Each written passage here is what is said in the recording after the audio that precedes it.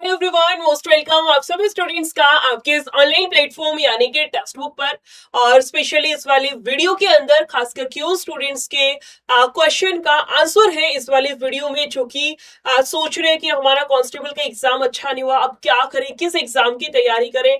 काफी सारे स्टूडेंट्स मुझे कॉमेंट्स भी कर रहे थे कि मैम पेपर अच्छा नहीं हुआ है, या कुछ स्टूडेंट्स ऐसे भी हैं जिनका पेपर ठीक ठीक हुआ है, या कुछ स्टूडेंट्स ऐसे भी हैं जिनका कि पेपर कांस्टेबल का अच्छा हुआ है, लेकिन साथ के साथ किसी और एग्जाम को भी टारगेट करके रखना बहुत ज्यादा जरूरी है।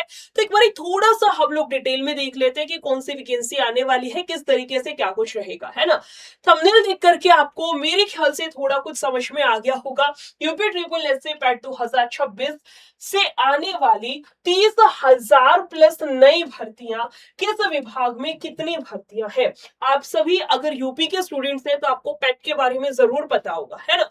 अगर किसी स्टूडेंट को नहीं पता तो थोड़ा सा आपको एक बार मैं बता देती हूँ पेट क्या होता है, किस तरीके से है, क्या क्वालिफिकेशंस चाहिए होंगी।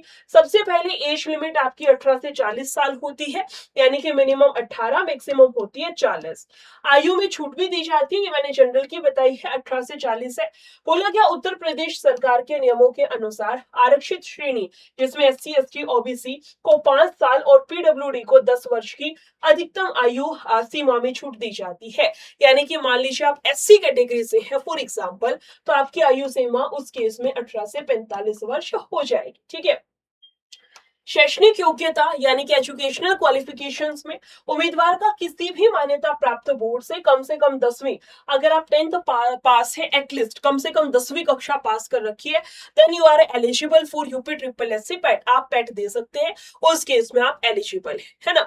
आगे चलिए, पैट पूरी तरह से आपका टोटल कितने क्वेश्चन रहेंगे, 100 रहेंगे, प्रत्येक 1 अंक का। आपका समय दिया गया है, प्रश्न जो है MCQ बेस्ड रहेंगे, यानी कि हमारा गोले भरने वाला, जैसे आपने कांस्टेबल का पेपर दिया उसी तरीके से। नकारात्मक आपका 1/4 का यानी कि 0.25 की नेगेटिव मार्किंग भी होती है। अगर एक प्रश्न आपने गलत कर दिया तो 0.25 मार्क्स उसमें आपका कट जाएगा, ठीक है। थोड़ा सा और आगे चलते हैं, विषय क्या क्या आते हैं। मोस्ट ऑफ द पोर्शन जो है इसमें हिस्ट्री आपका, ये जीके जीएस का पोर्शन है। जैसे जैसे हिस्ट्री हिस्ट्री से 5 क्वेश्चन है। इंडियन नेशनल मूवमेंट, राष्ट्रीय भारतीय राष्ट्रीय आंदोलन 5 अंक है। भूगोल के भी 5 है। भारतीय अर्थव्यवस्था, इंडियन इकोनॉमी 5 हो गया। संविधान से 5 हो गया। सामान्य विज्ञान, साइंस से 5 क्वेश्चन है। अंक गणित यानी कि अपना मैथ से भी 5 क्वेश्चन है। जनरल हिंदी भी आती है 5 अंक की, अंग्रेजी भी है। लॉजिकल रीजनिंग से भी 5 है। और इसके अलावा है आपका करंट अफेयर, भाई करंट अफेयर 10 नंबर का आएगा, याद रखिए। इसके अलावा आपका जनरल अवेयरनेस भी 10 नंबर का है। इसके अलावा आपका अपठित गद्यांश जो हिंदी का है, वहां से भी 10 आएंगे। ग्राफ की संख्या यानी कि आपका जो मैथ्स में DI का चैप्टर होता है ना, आपने यूपी कांस्टेबल में भी DI देखा होगा, डाटा इंटरप्रिटेशन, जिसमें ग्राफ आते हैं, आपके पाई चार्ट आते हैं, वो सारा इसमें है।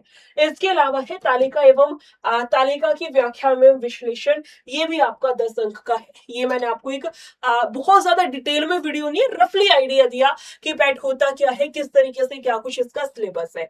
और सिलेबस देख के मेरे ख्याल से आपको ये समझ में आया होगा कि कुछ बहुत ज्यादा रॉकेट साइंस जैसा सिलेबस नहीं है। वही सारी चीजें हैं जो आप किसी भी एग्जाम की तैयारी करते वक्त पढ़ते हैं। मैथ्स पढ़ते हैं, DI पढ़ते हैं, रीजनिंग पढ़ते हैं, हिंदी पढ़ते हैं, जीके जीएस पढ़ते हैं।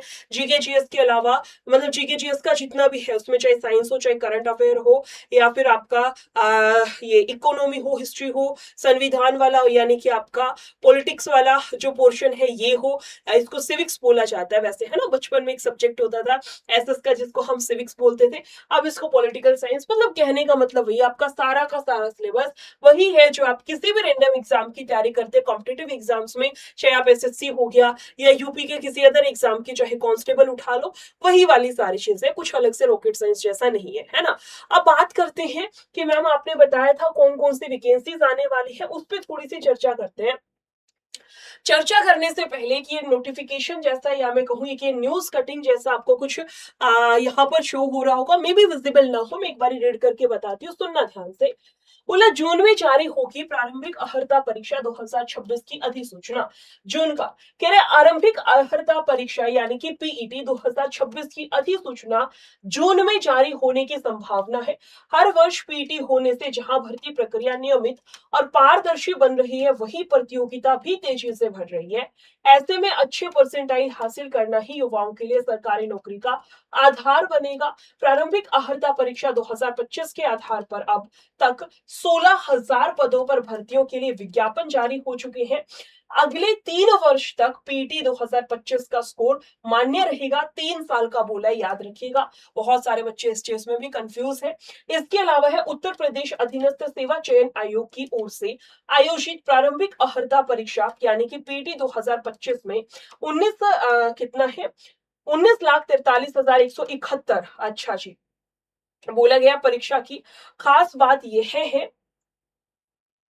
ठीक है ठीक है, खास बात यह है कि इसमें कोई भी अभ्यर्थी फेल नहीं होता। हर उम्मीदवार को स्कोर कार्ड और परसेंटाइल दिया जाता है, जिसके आधार पर अलग अलग भर्तियों के लिए कट ऑफ तय होती है। लेखपाल, कनिष्ठ सहायक और ये क्या है आपका आबकारी सिपाही जैसे पदों के लिए आयोग टॉप परसेंटाइल वाले अभ्यर्थियों को मुख्य परीक्षा के लिए श्रेणीबद्ध करता है। ये वही चीज है जो आपका पेट होता है। मैं एक बार बता देती हूँ कि पेट का एग्जाम आपका लिया जाता है, जिसमें कि आपका स्कोर कार्ड, आपका परसेंटाइल आपको बताया जाता है। फिर जो वैकेंसी है उसके अनुसार ये लोग जैसे मान लो कोई वैकेंसी आई 5,000 उसमें पद है, इन्होंने बोला कि हम 5 गुना बच्चों को बुलाएंगे। तो पेट क्वालिफाई करने वाले, जो पहली बात तो मान लो इन्होंने वैकेंसी निकाली है भाई 12वीं पास पे, मान लो इन्होंने पुलिस की कोई भी वैकेंसी उठा लो, वो इन्होंने 12वीं पास पे निकाली है, तो पहली बात तो आप उस केस में फिर 12वीं पास होने चाहिए। 5 गुना ऊपर ऊपर के, समझते हो, ऊपर ऊपर के, जैसे मान लो 5,000 वैकेंसी, उसका 5 गुना यानी 25,000 कैंडिडेट्स को ये लोग बुलाएंगे उस एग्जाम के लिए। तो 25,000 कैंडिडेट्स कौन से होंगे? जो टॉप 25,000 बच्चे होंगे। मान लो आपके 20 नंबर आ रखे हैं, तो आपको लगता है आप 25,000 में काउंट होंगे, है ना?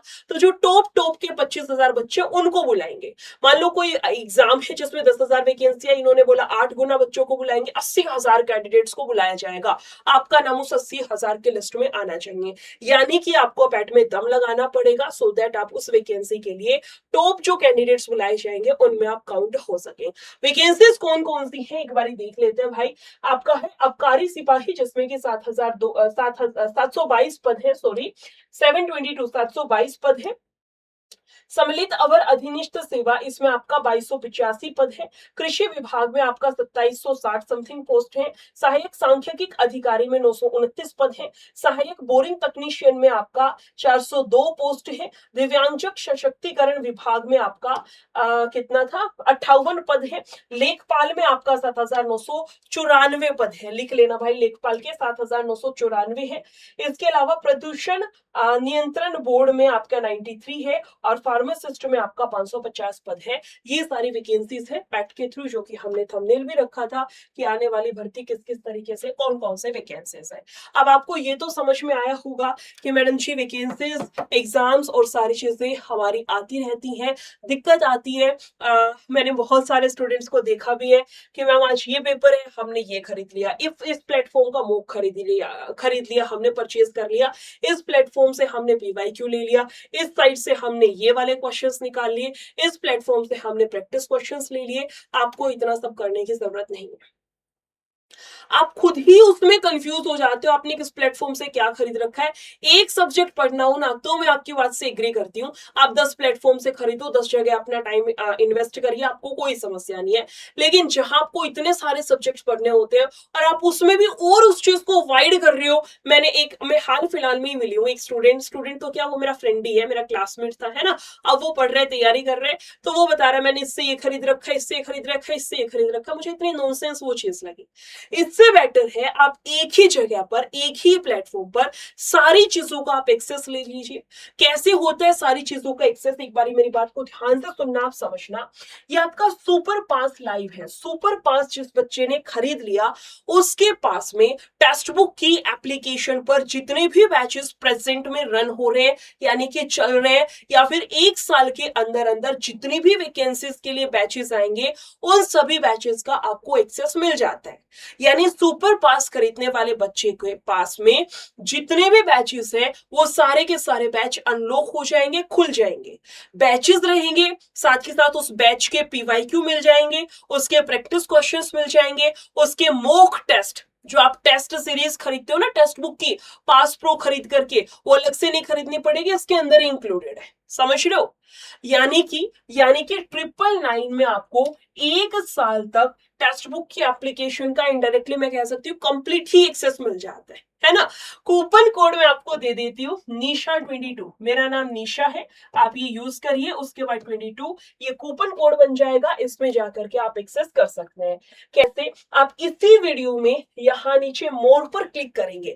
इसी वीडियो में, ये मैंने किसी और क्लास का खोल के दिखाया है, ये फिलहाल आपके लिए रिकॉर्ड कर रही हूँ, है ना। नीचे मोर पर क्लिक करेंगे तो आपको यहाँ नजर आएगा सुपर पास 12 मंथ्स, 1 साल की वैलिडिटी। 1 साल तक जितने भी बैचेस आएंगे सबका एक्सेस आपको मिलेगा, है ना।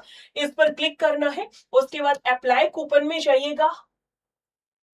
उसके बाद यहाँ कूपन कोड है आपका, इसमें जाना है निशा22 और इसमें जाकर के आप अप्लाई करिएगा। अप्लाई करोगे तो 999 हो जाएगा। इससे पहले 1999 दिखा रहा था, है ना।